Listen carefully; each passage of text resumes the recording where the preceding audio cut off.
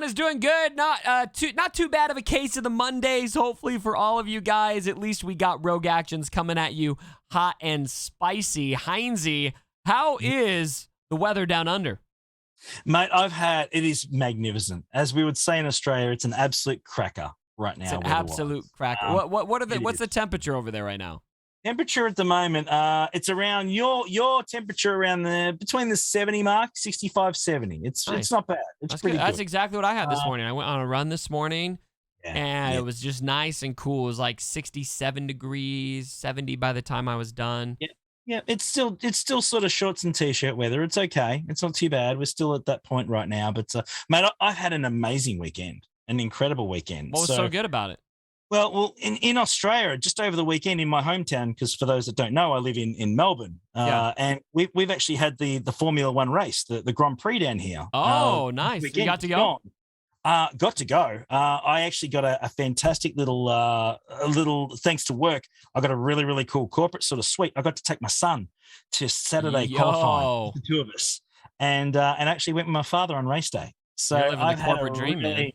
I've had a really, really cool weekend. It's been an absolute thrill to hang out with the family because family's pretty important, Cubs. You know that. So absolutely, it was really, really an amazing experience and something I won't forget. So it was great. Love to see it. All right, let's get into our mini moment. This brought to you by Eric North Man X on Reddit, and this has been there for a little bit, but this guy deserves some Rogue Actions credit. This is a Sony Walkman repurposed to open Bronzium packs. Just look at this. That is fantastic.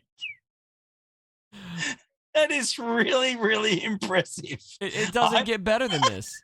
Look at this. It's like perfect speed. Oh, it is. It's dead on. So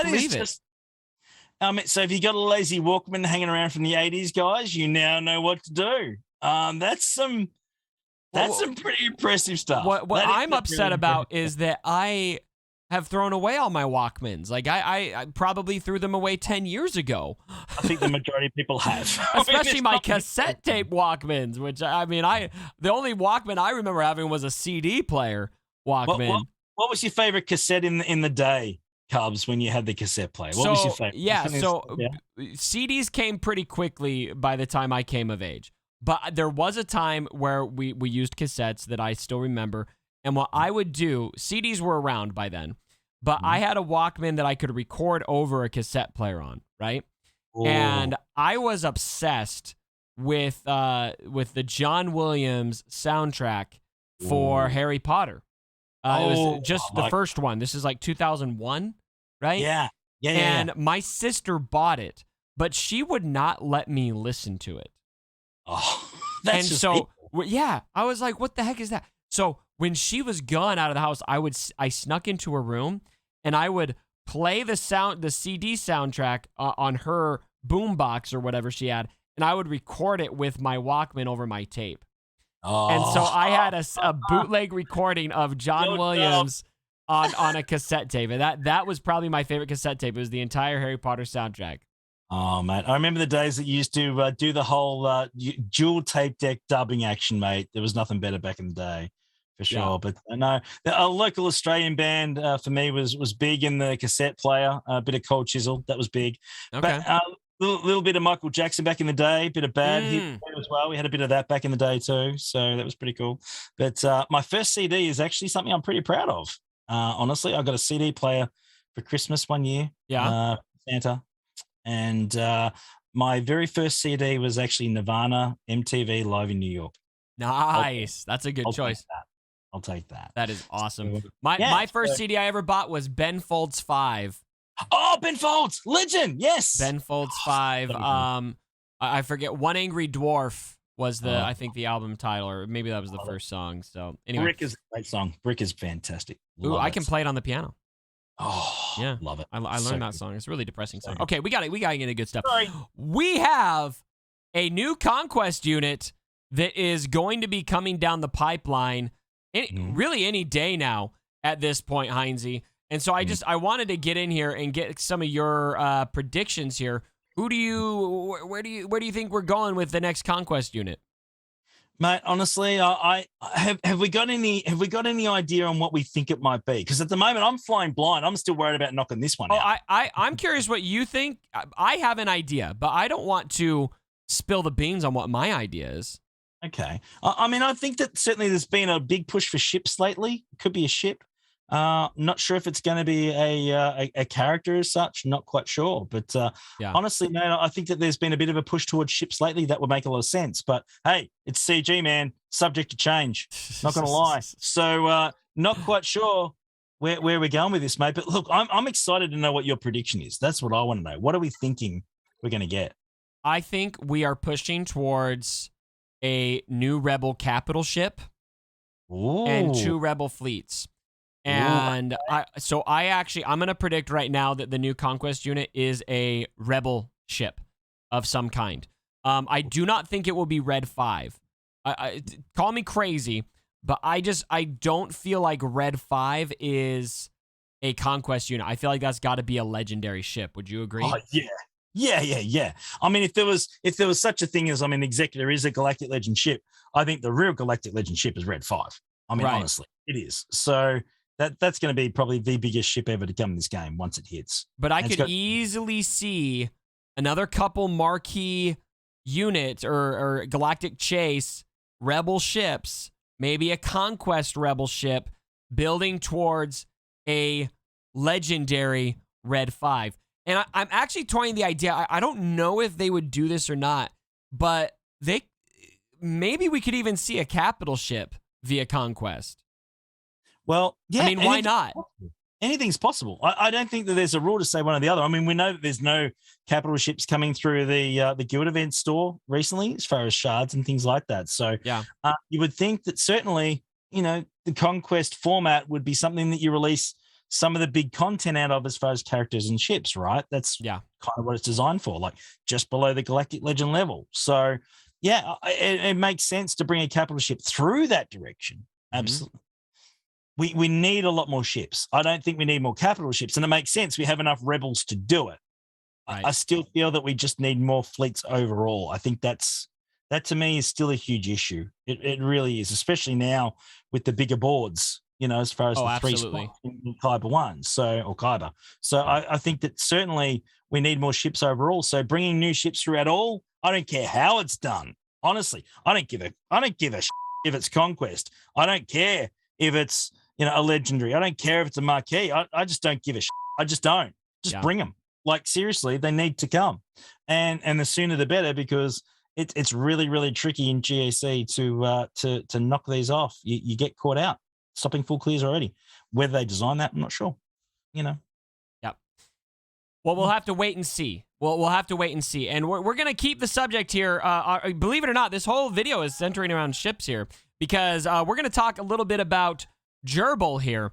We talked about this video last week on Rogue Actions, and this is before, of course, we had the Outrider announced. And we were kind of, we weren't being rude or anything to Gerbil. Like, we love Gerbil. No. But we were kind of like, yeah, okay, we'll see. And then within a couple days, we had a new Rebel ship announced.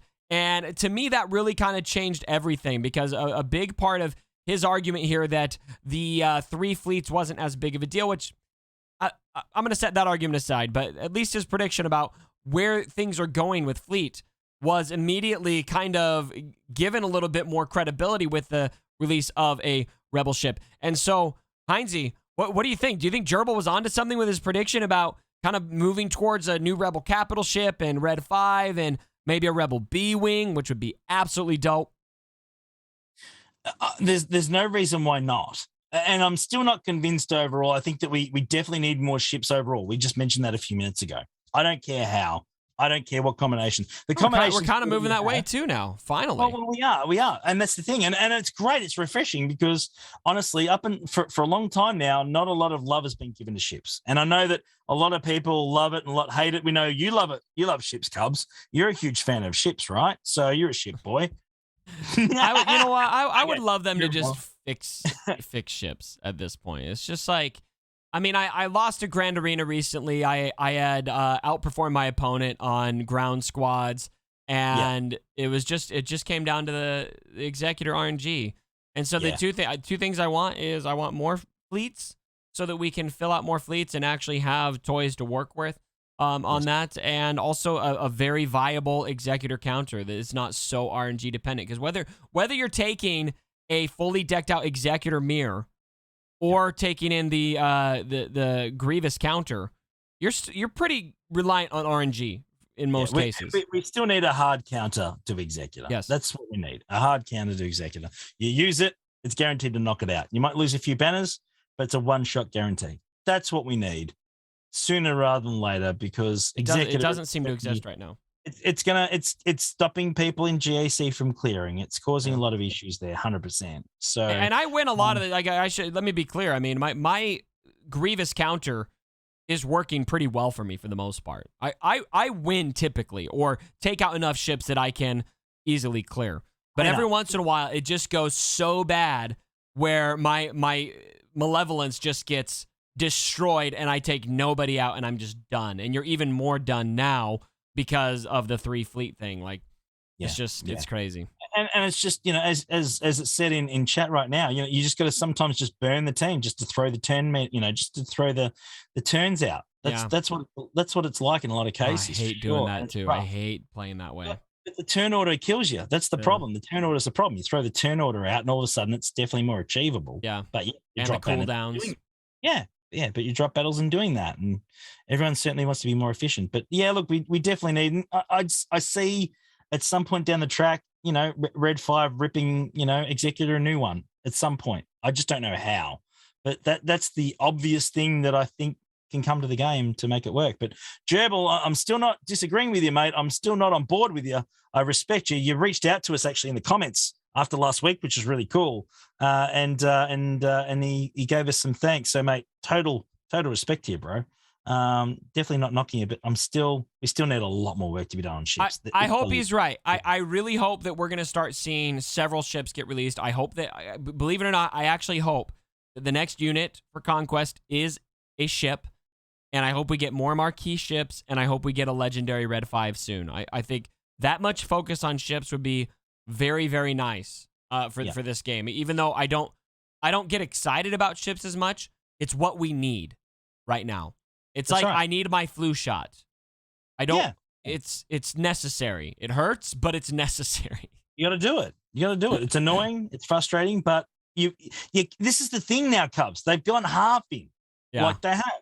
They started putting some interest and definitely some resources into ships. They've started doing it. They're just going to finish it. Like, just keep rolling with it and keep pumping them out to the point where, and I'm not surprised that we're finding it difficult right now, Cubs. I don't think either of us are, because it's always hardest at the introduction of something new.